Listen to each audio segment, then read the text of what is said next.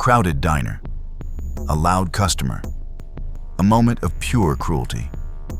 And IShowSpeed, the last person that biker expected to speak up.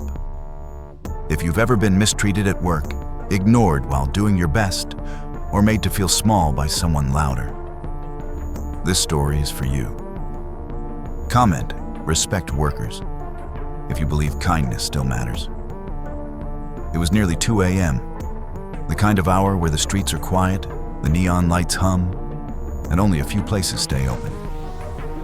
IShowSpeed, Darren, when the camera's off, had just finished a long road trip with a couple of friends. They were tired, hungry, looking for a bite before calling it a night. They pulled into a 24-hour diner just off the highway. Nothing fancy. Fluorescent lights, vinyl booths, the smell of fried food lingering in the air. Darren slipped into a booth near the back. Hoodie up, phone off. No attention, no scene, just peace. But it didn't last long. 2 tables away, a man in a leather vest, big, loud, angry, was already making himself known. He waved a menu in the air like a flag.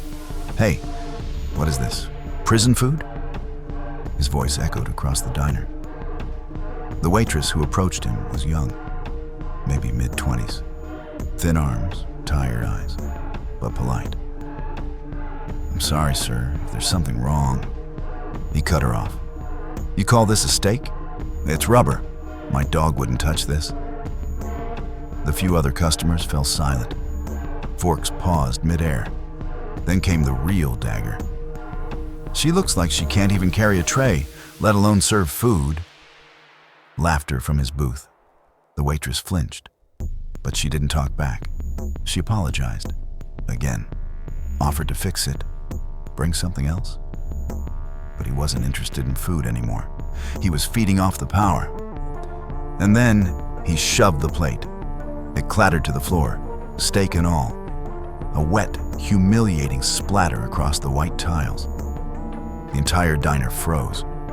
Not a single person moved, except one. Darren stood up. Not fast, not dramatic. Just calm, controlled.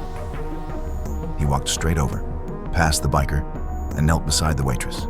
He picked up the plate, wiped the floor with a few napkins, then looked up at her and said gently, "I think your food's fine. I'll take it." The biker barked a laugh. "What are you, her boyfriend now?" Darren stood, turned to face him. "No," he said. "Just someone who doesn't think screaming at waitresses makes you a man." There was no yelling, no threats, just truth. The biker puffed up, stepped forward. But this time, the room wasn't silent. Another customer said, "Yeah, man, leave her alone." Then another, "She's been nothing but respectful." The tide turned, and then the manager arrived. Red-faced, out of breath, already on the phone. "We've got this handled," he said, eyes locked on the biker.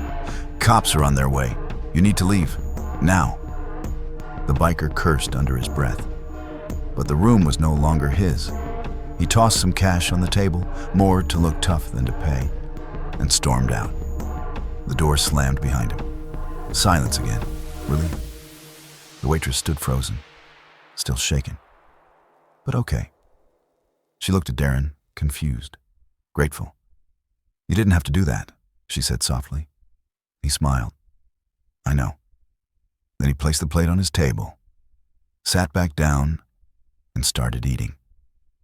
It was nearly 4 a.m. when the shift ended. The diner was nearly empty. Just the hum of the coffee machine and a few stragglers. The waitress walked over, still in her apron, holding a fresh glass of lemonade. She smiled. "You're that YouTube guy, right? My little brother watches you." Darren looked up, chuckled. "Not tonight." Then he tapped the table gently. "Tonight, I'm just someone who saw too much. Being loud on the internet is one thing, but standing up for someone in real life, with no camera, no likes, no credit, that's the kind of content the world actually needs." And that's who IShowSpeed really is.